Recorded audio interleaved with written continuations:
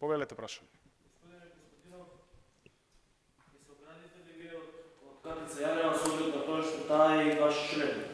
На 31 јули 2015 година уплатила верификација на членство 400 денари пред Евростандард банка, ера и платницата. Така да за криминалот да зборувате ќе се гледате и вие од луѓе кои се под истрага за рекет. Од она што можевме да го слушнеме од јавното обвинителство, дека за обвинителот не е отворена постапка. Имаме отворена постапка и е одредена мерка притвор од 30 дена за Брелица, кое што заради заштита на презумпцијата на невиност и самото обвинителство, и јавното обвинителство и сите политички чинители не спомнуваа ниту имиња, ниту презимени.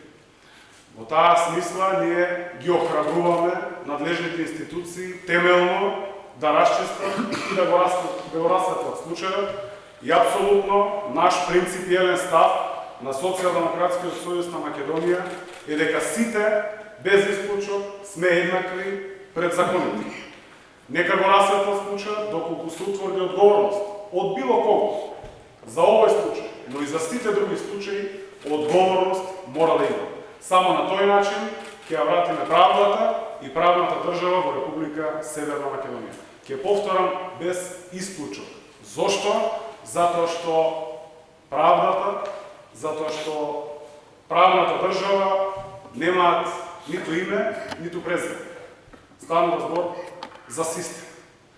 Токму тој систем, токму отварањето на овој случај од страна на обвинителството е доказ дека системот функционира, дека системот е неселективен. Тоа може да ни гарантира нам, а секако и најважно на граѓаните на Република Северна Македонија, дека правда и правичност во Република Северна Македонија има и ќе има. Значи, Сигурно опозицијата го нарече овој случај октопод и смета дека дел од пипците запаѓаат и во редовите на ваши високи функционери. Дел од медиумите веќе пишуваат, приименуваат двајца пратеници дека се вовлечени во овој случај. Дали вие во партијата преземате нешто, имате такви сознанија, ќе се обидете да расчистите само институционалниот начин е едниот, најважниот, дали во партијата правите нешто? Се додека во постапка не се докаже одговорност кај одредени индивидуи, ние нема да преземаме. Во случај да во транспарентна постапка се утврди одговорност од било кој, макар тоа било и дел член на Социјалдемократскиот сојуз на Македонија, секако, како одговорна политичка партија, ќе се оградиме и ќе преземеме мерки согласно статутот на Социјалдемократскиот сојуз на Македонија. Од друга страна, кога зборуваме за октоподи, ред би било и Христијан Мицкоски да одговори за криминалниот октопод, за кој се отворени поприлично голем број на судски постапки, зошто тој не се огради од криминалниот октопод на ВМРО-ДПМН. Дали не се оградил од причина што можеби и самиот тој е дел од тој октопод. Други прашања? Имам уште едно прашање кон моите колегите. Дали има резон да се држи лидерска средба без Мицкоски? Секако, кога станува збор за реформите, за интересот на граѓаните на Република Северна Македонија, секако за интересот на државата, ние сме спремни и разговараме и мислиме дека треба да има лидерска средба. Од друга страна, ја гледаме опозицијата преку нивниот Христијан Мицкоски, како се обидува на секој можен начин со неговото деструктивно дејствување да ги закочи процесите, да ги закочи реформите во Република Северна Македонија.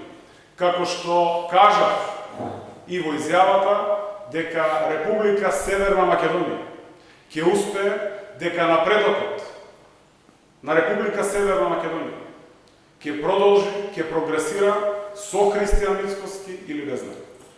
Ви благодарам. Ако велите блокадите на Мицкоски нема да успеат, дали тоа подразбира дека од останатите пратенички групи во собранието имате подршка за јавното обвинителство? не би шпекулирал ништо што е надвор од рамките на Собранието на Република Северна Македонија. Постојат работни групи од страна на партиите кои што разговараат во однос на Законот за јавното обвинителство.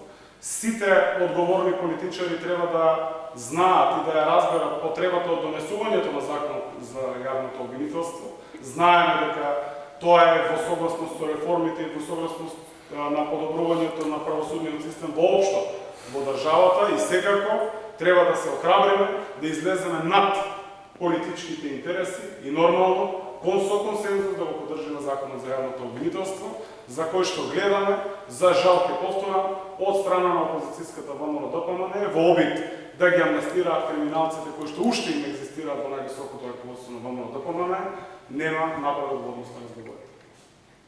Ви благодарам.